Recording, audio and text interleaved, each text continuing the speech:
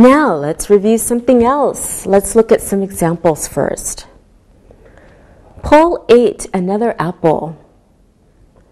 Sarah ate one apple.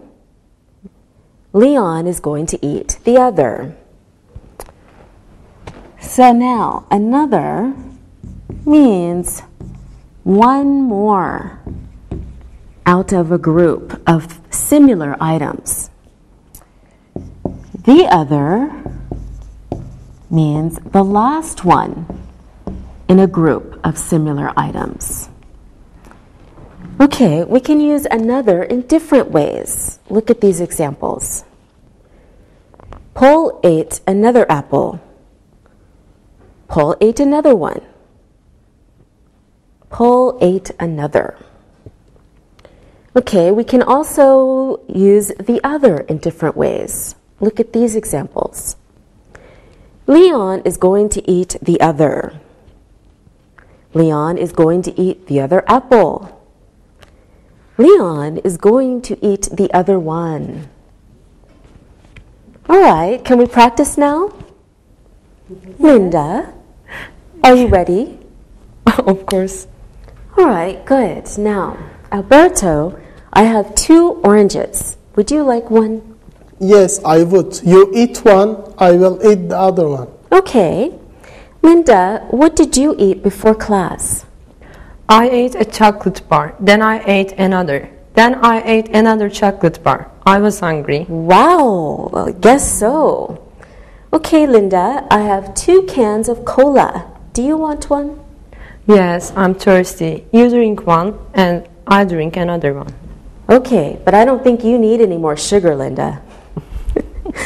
Okay, now it's time for another look and listen. Look and listen. Jeff bought another book. Kevin bought the other book. Greg cooked another pie. Lonnie ate the other one. Read and repeat.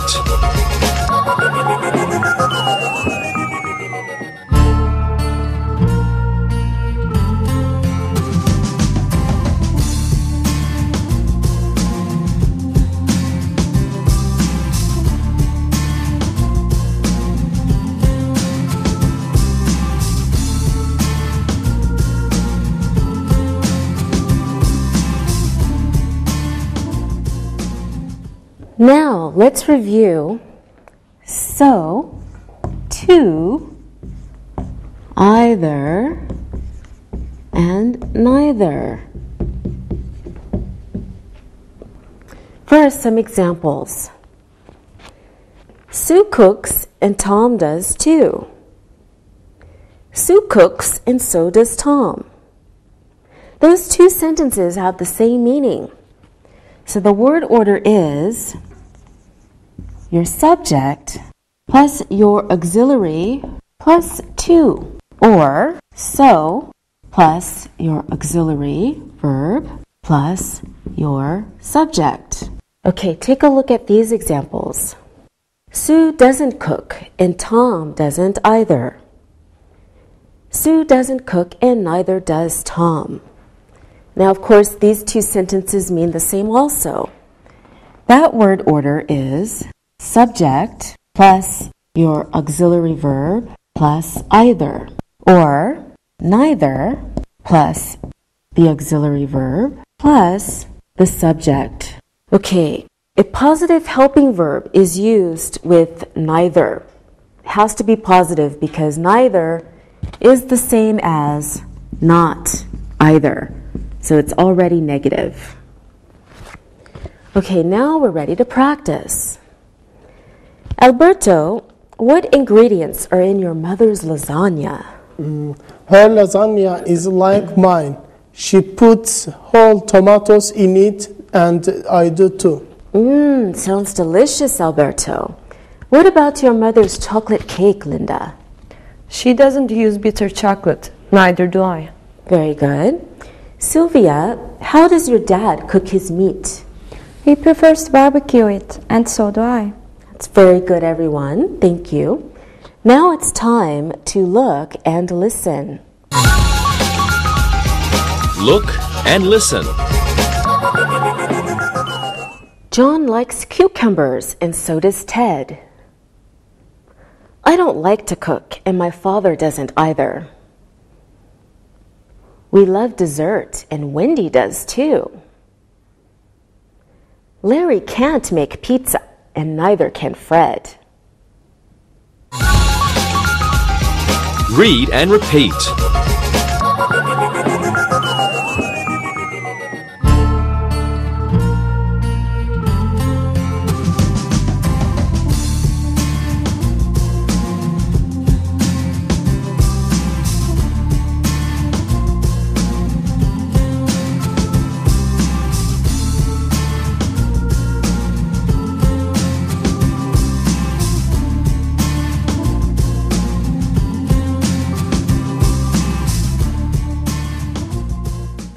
Now, let's look at the difference between say and tell. First, we have some examples. I told John to answer the phone. I said, answer the phone. I told Ken to take a message. I said, take a message. So, with the verb tell, we always have to include the listener. So with the verb tell, you include the listener. Okay, when we use say, we don't have to refer to the listener.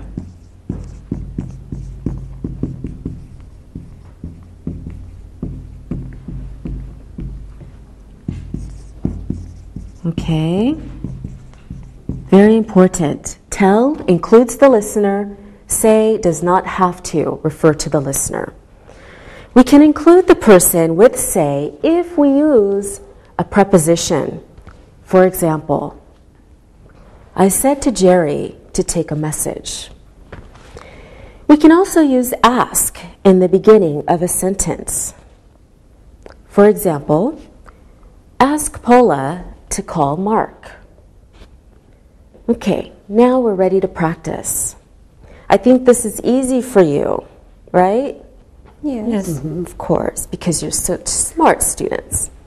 Let's discuss what we talked about this morning before the lesson. Linda, you go first. I told Sylvia she should buy a new cell phone. Hers doesn't work well. Okay, good. Alberto? I said the same things. She needs a new one. Okay, very good. Sylvia, what did you say? I need money. Ask your friends if I can borrow some. I'm sure they will be happy to loan you some money for a new cell phone. Okay, very good, everyone. Now I am telling you, it is time to look and listen. Look and listen. Ask Alice for the phone book. Barb told the concierge she knew the manager's number. Melanie told her mother she knew the number. Rudy said he lost the number. Read and repeat.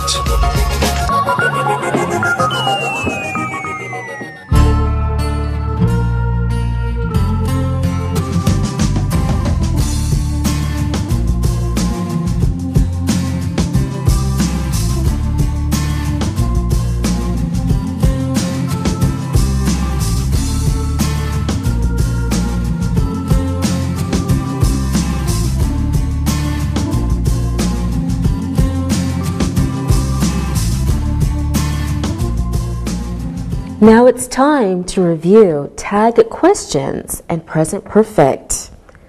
Tag questions are questions that are added to the end of a question. Take a look at some examples. The museum is there, isn't it? Isn't it is the tag question. The art gallery doesn't open at 11 o'clock, does it? Let's go to the theater, shall we? She can buy the tickets, can't she? A helping verb is used in a tag question.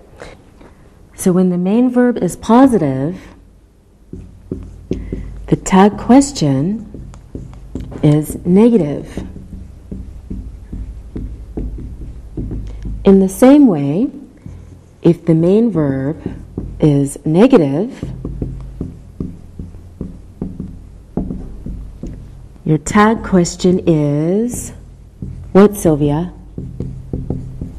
It's positive. Yes, good. Okay, when the question begins with let's,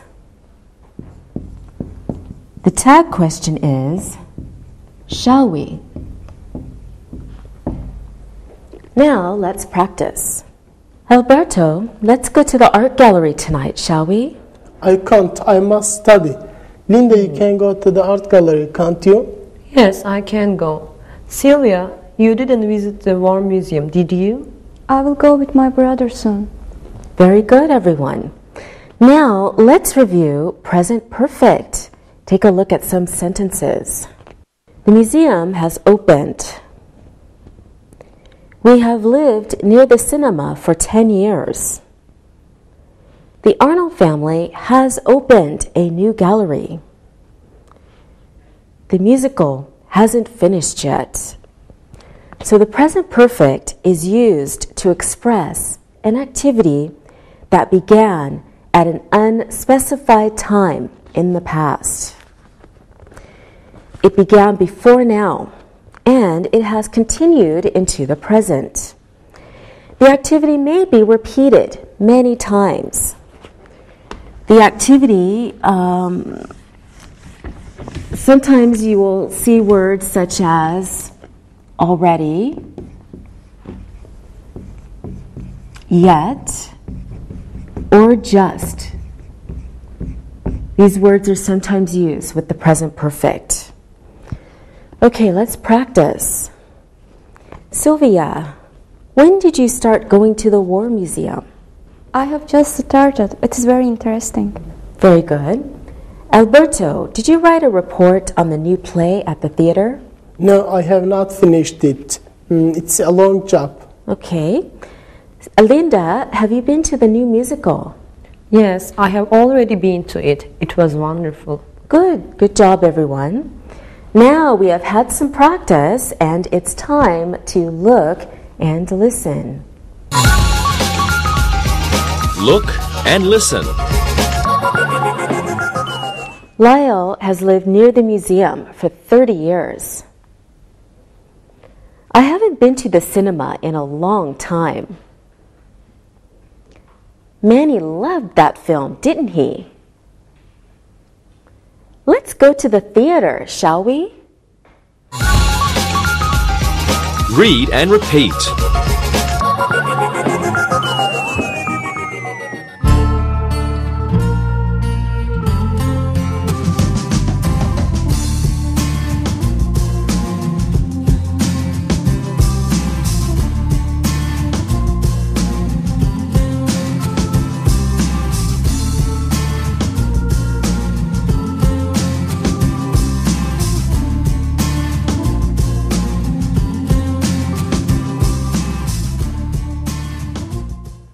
Now, let's review the difference between too much and too many. Have a look at some examples. There are too many buses here. Willie said there was too much noise on that train. We use too much and too many when there is more of something than is necessary. Okay, we use too much for non-count nouns.